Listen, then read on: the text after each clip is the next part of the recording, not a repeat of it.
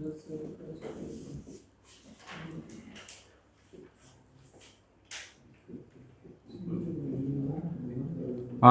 Class 12 math, जिसमें हम समाकलन के बेसिक पार्ट कर चुके थे। एक्सरसाइज चल रही थी हमारी आज डे 3 में। एक्सरसाइज 9.1 में क्वेश्चन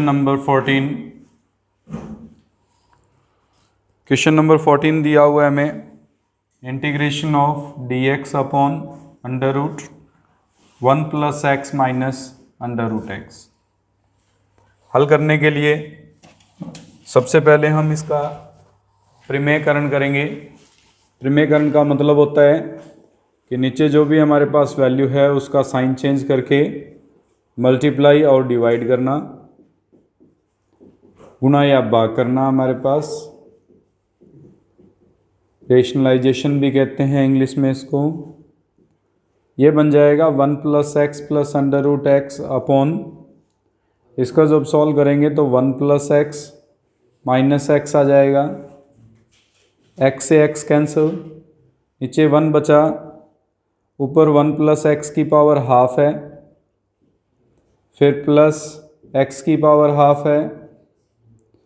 1 प्लस एक्स की पावर हाफ का इंटीग्रेशन 1 प्लस एक्स की पावर 3/2 अपॉन 3/2 और x की पावर हाफ का x की power 3/2 upon 3/2 plus c answer है। या फिर थोड़ा बहुत और सॉल्व किया जा सकता है, जिसमें इसको 3/2 को 2/3 लिख दिया जाएगा।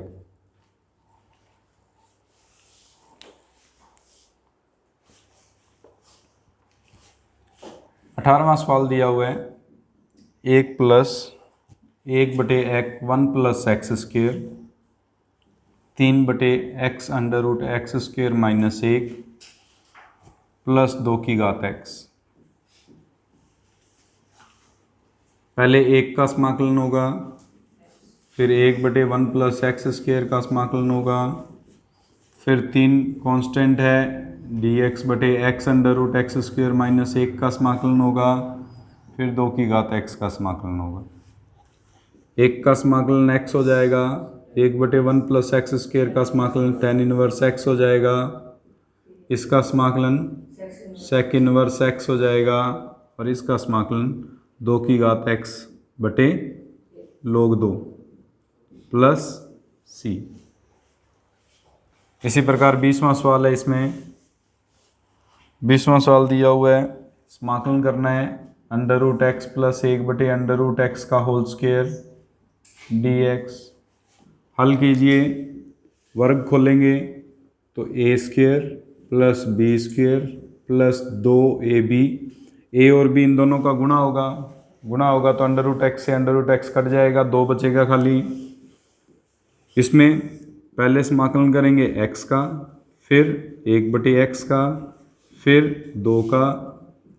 x का समाकलन हो जाएगा x स्क्वेयर बटे 2, 1/x का समाकलन log x, 2 का समाकलन 2x प्लस c। आंसर है इसका। 22वां सवाल, under root 1 plus cos 2x dx। सबसे पहले हमने cos 2x के कई सूत्र पढ़े हुए हैं, जिनमें से एक ये 1 प्लस cos 2x का सूत्र पड़ा हुआ है 2 cos square x। इसका उपयोग करते हैं, यहाँ आ जाएगा 2 cos square x dx। इसमें 2-3 सूत्र पढ़े हुए हैं हमने, एक ये भी पढ़ा हुआ है 1 माइनस cos 2x, जब भी आएगा उसकी जगह पर 2 sin square x लिखते हैं। यहाँ पे 1 प्लस cos 2x लिखा हुआ था, इसलिए हमने इसका सूत्र उपयोग कर लिया। अंडर रूट 2 कॉन्स्टेंट है, बाहर आ जाएगा, cos स्क्वायर x का वर्गमूल लेंगे तो cos x आ जाएगा, और cos x का समाकलन sin x प्लस c। तो रहे इसका कुछ इसी प्रकार से 23वां सवाल। अगर 23वां सवाल करते हैं तो ये है हमारे पास समाकलन में cos 2x बटे sin square x cos square x dx। अब सिंपल सा पार्ट है हमारे पास, cos 2x का सूत्र है। अब cos 2x का सूत्र क्या है, दो तो ये सूत्र लिखे हुए, cos 2x के सूत्र थे ये, एक इधर से उधर ले जाओ या cos 2x को उधर ले जाके sin स्क्वायर x को इधर ले आओ, एक तो वो विधि है। एक हमारे पास ये है भाई कि cos 2x बराबर होता है, इसी में लिख देता हूँ सवाल में, cos 2x बराबर होता है cos square x minus sin square x। इसका उपयोग कर लें।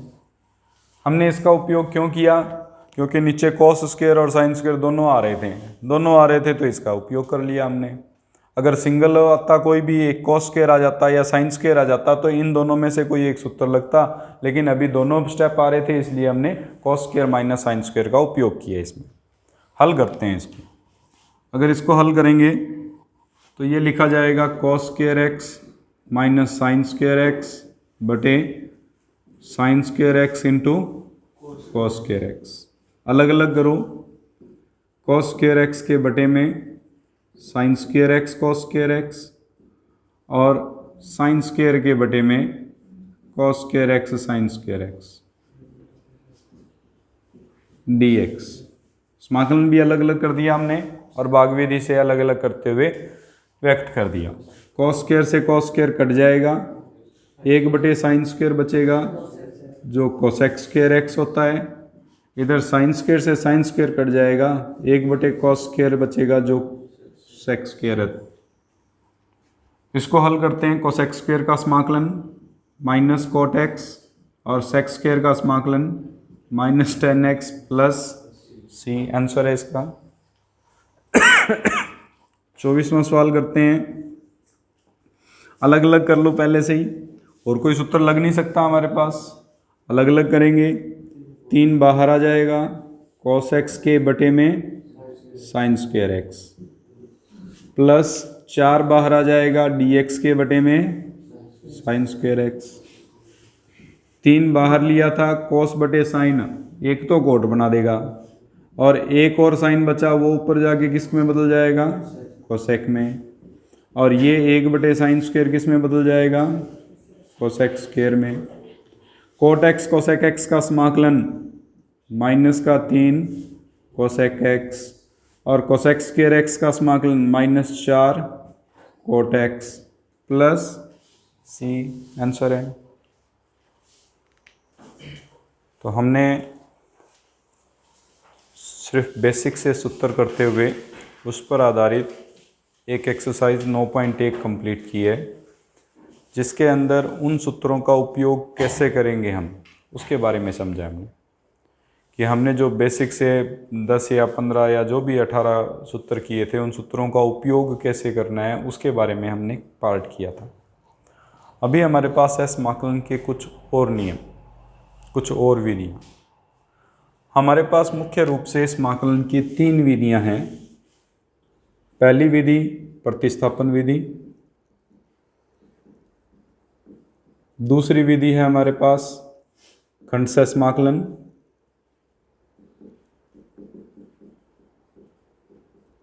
और तीसरी विधि है हमारे पास आंशिक अवकलन।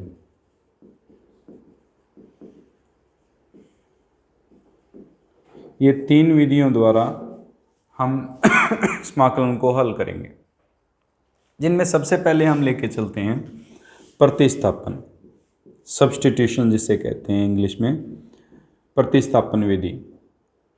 प्रतिस्थापन होता क्या है? अगर नॉर्मल बात करें तो सब्स्टिट्यूशन का मतलब क्या होता है? हम नॉर्मली कहते हैं कि उस प्लेयर को सब्स्टिट्यूट कर दिया।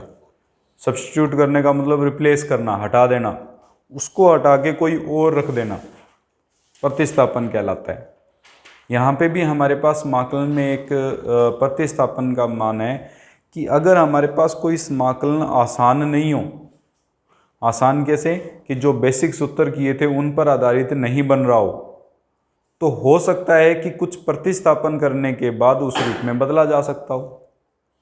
अब वो प्रतिस्थापन करने के बाद अगर उस रूप में परिवर्तित किया जा सकता है तो हम प्रतिस्थापन करके पहले उसको समाकलन को परिवर्तित कर लेते हैं, ताकि वो बेसिक जो नियम हमने किए थे उनमें बदल जाए और उसके बाद में उसका समाकलन कर दिया जाएगा।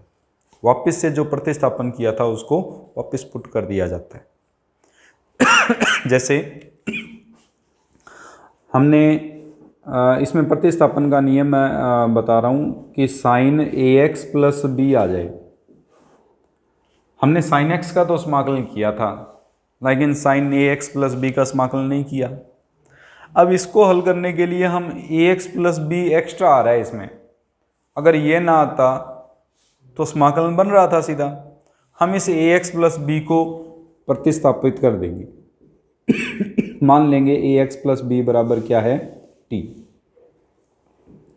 जो प्रतिस्थापन किया है उस प्रतिस्थापन में अवकलन किया जाएगा। अवकलन करो।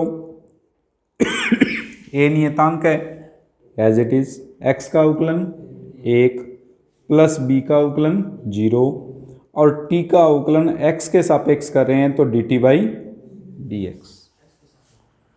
एक्स के सापेक्ष किया हमने तो D T by D x आएगा ही आएगा।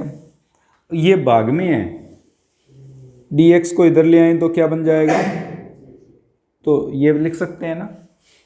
अब यहां पे देखो ए डी एक्स बराबर क्या बन गया, डी टी, और डी एक्स की जगह क्या आ जाएगा, डी टी बटे, तो यहां प्रतिस्थापन जब किया जाएगा तो ये लिखा जाएगा, इस पूरे की जगह तो लिख दिया जाएगा टी, और इस डी एक्स की जगह क्या लिख दिया जाएगा, डी टी बटे, ये 1 बटे ए तो नियतांक का बाहर आ गया। साइन टी का समाकलन क्या होता है, माइनस कोस टी प्लस, और ये टी जो हमने माना था वो वापस प्रतिस्थापन हो जाएगा ए एक्स प्लस बी प्लस सी। इसी को मैंने डायरेक्ट भी करवाया था पिछली प्रश्नावली में कि अगर इस तरह से कोई भी मान आ जाए तो एक्स के गुणा में जो भी होता है वो भाग में आ जाता है। यही नियम यहाँ लग रहा है, तो ये एक्स्ट्रा नियम नहीं किया हमने।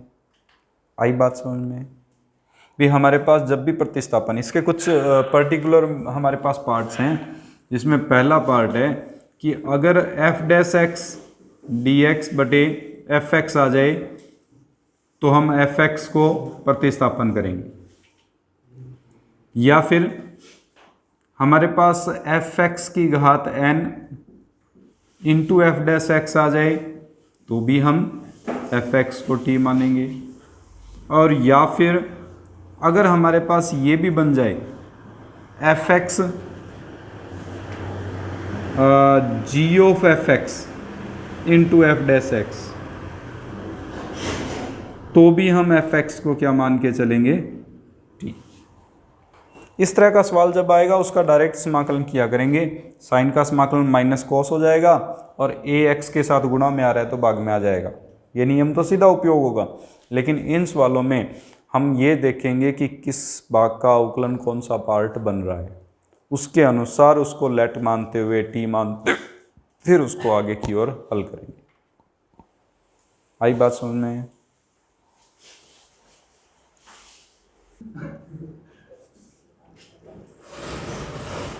10x का समाकलन कर रहे हैं। 10x हम इसको लिख सकते हैं साइन एक्स बटे कॉस एक्स। नियमानुसार कॉस एक्स का अवकलन साइन एक्स डी एक्स होता है, minus sine x D x होता है, माइनस को हम साथ में ले लेंगे बाद में। तो कॉस एक्स को मान लेते हैं क्या, टी, इसका अवकलन करूँगे माइनस साइन एक्स, इसी के साथ डी एक्स लगा दिया करेंगे। दोबारा से नहीं कि D T upon D x लिख के फिर डी एक्स को इधर लेके आए, डायरेक्ट यहीं पे लगा दिया करेंगे। आपने इस एक्स के सापेक्ष कर रहे हो तो डी एक्स लगा दिया, और इसको टी के सापेक्ष कर रहे हो तो डी टी, यानी साइन एक्स डी एक्स की जगह पर क्या प्रतिस्थापन हो जाएगा, माइनस का ये साइन एक्स डी एक्स, इसकी जगह पर तो माइनस का डी टी लिख दिया जाएगा, और अपॉन में कॉस है इसकी जगह पर टी लिख दिया जाएगा। माइनस बाहर आ जाएगा, डी टी बटे टी का समाकलन log टी हो जाएगा प्लस सी, क्योंकि ये टी के सापेक्ष समाकलन था, और टी के सापेक्ष अगर 1 बटे टी का समाकलन करेंगे log टी आता है। इस टी का मान रख दिया जाए तो माइनस का log of cos x plus C. अगर माइनस को घात में ले जाएं तो cos x की घात -1 बन सकती है, और cos x की घात -1 का मतलब 1 बटे cos x। 1 बटे cos x क्या होता है, sec x। तो इसको ये भी लिखा जा सकता है log of sec x plus C. तो tan x के दो समाकलन आ गए। एक तो आ गया हमारे पास log of minus log of cos x plus C, और एक आ जाएगा log of sec x plus C. दोनों में से किसी का भी उपयोग किया जा सकता है, इसीलिए ये कहा जाता है कि समाकलन करते वक्त आंसर जो होता है, विधि आपकी सही होनी चाहिए, आंसर अलग अलग हो सकते हैं।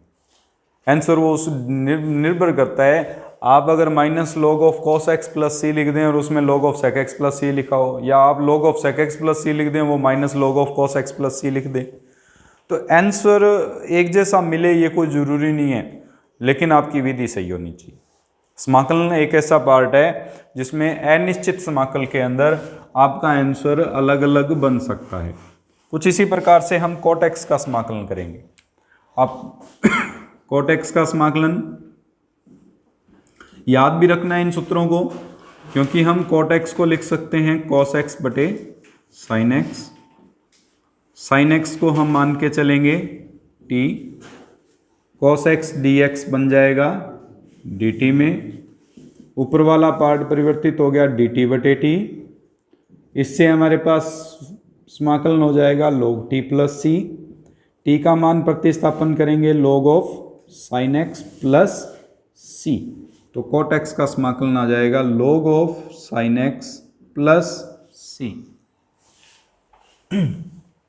sec x का समाकलन करेंगे sec x dx। डायरेक्ट हमारे पास समाकलन नहीं है इसका, हम सीधा कोई समाकलन नहीं कर सकते इसमें। अगर सीधा समाकलन नहीं कर सकते तो इसको परिवर्तित करेंगे हम। इसमें ये दो ही सूत्र ऐसे हैं जिसमें हमें कुछ थोड़ा सा परिवर्तन करना पड़ेगा। sec x plus tan x से गुणा और sec x plus tan x से भाग देंगे। ये पहले एक स्टेप करना पड़ेगा। cosec x का करोगे तो cosec x minus cot x का गुणा और cosec x minus cot x का भाग देना पड़ेगा। ये अकेला इसी पार्ट में है, सवालों में नहीं होगा। हम जब सूत्र प्रतिस्थापन कर रहे हैं या सूत्र का हमारे पास डेरिवेशन कर रहे हैं तो उसमें ये उपयोग है। यहाँ पे sec x plus tan x नीचे वाली को t माने, प्रतिस्थापन करें।